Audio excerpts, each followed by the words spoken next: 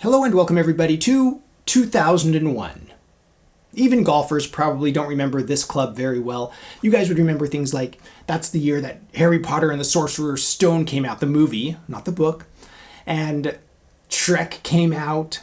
What else happened in 2001? Do you guys remember? Apple released a certain thing called the iPod. Do you guys remember music before the iPod?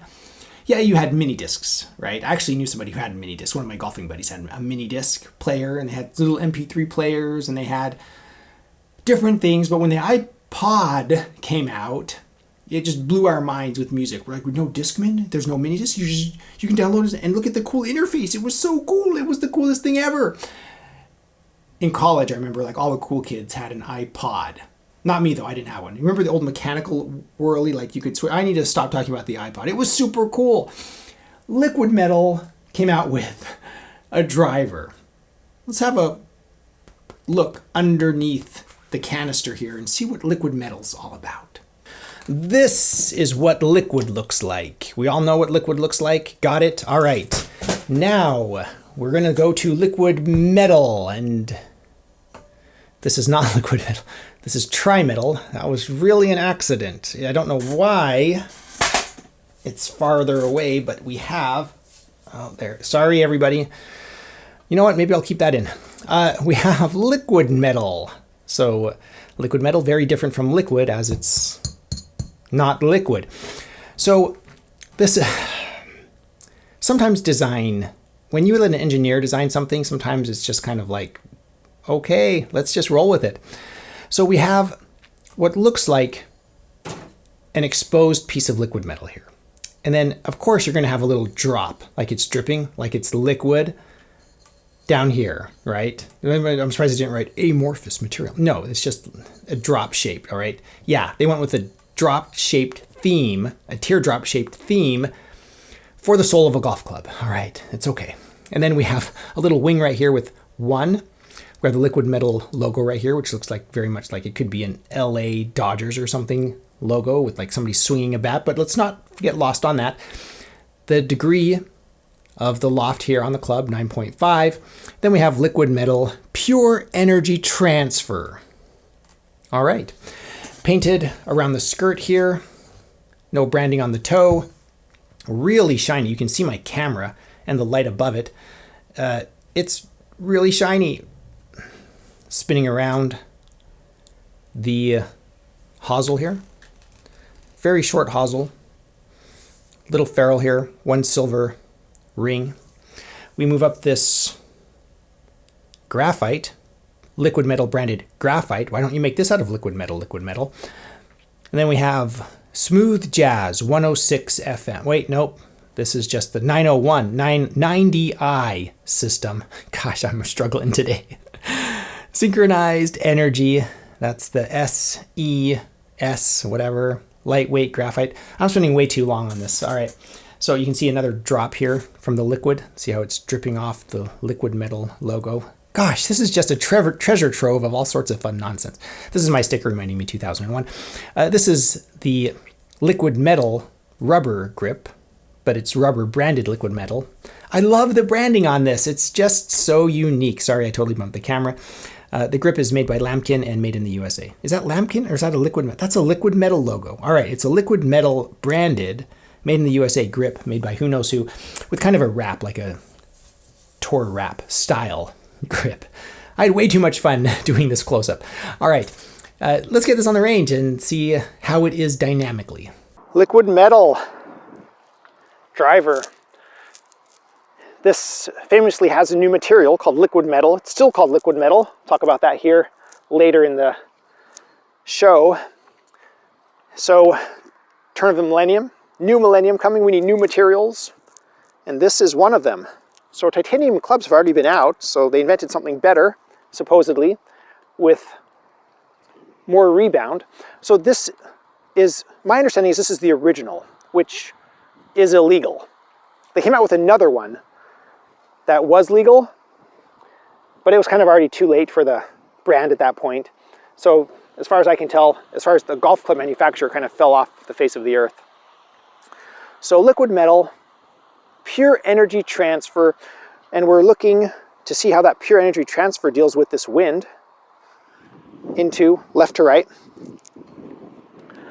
Let's cue one of these up and send it on its way.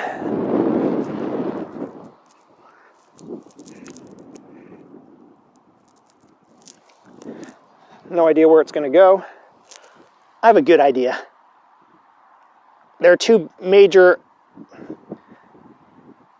I have two routes that I like to fly. The first is just a pull left.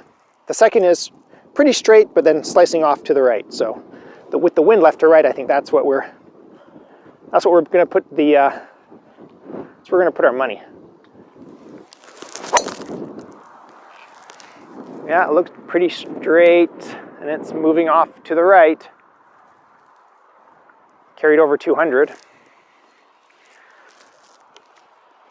It doesn't sound like a steel club. This feels more like it sounds more like a titanium club than a steel club.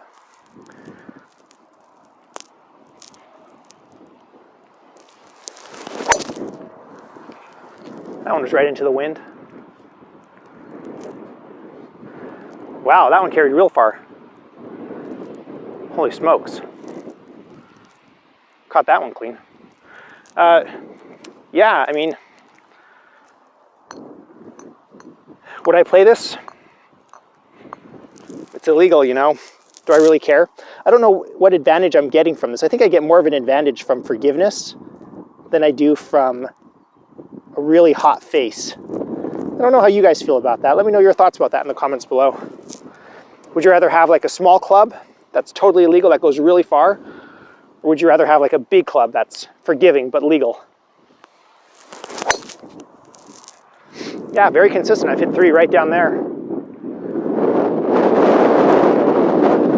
Great. Liquidmetal. Excited to read your comments about this blast from the past. On the range, this was okay. It felt fine.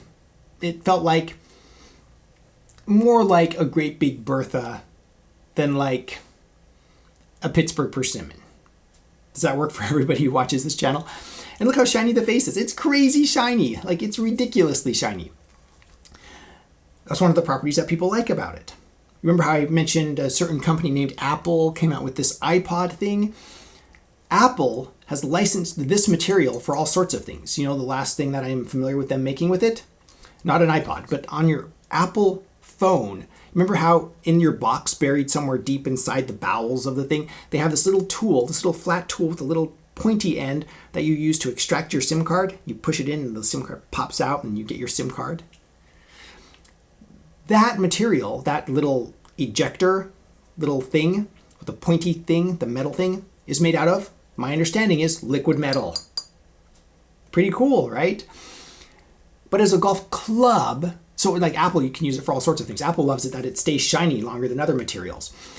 But as a golf club, the prototypes were famous for breaking, for shattering, cracking, whatever, exploding, not like violently, but just, you know, cracking.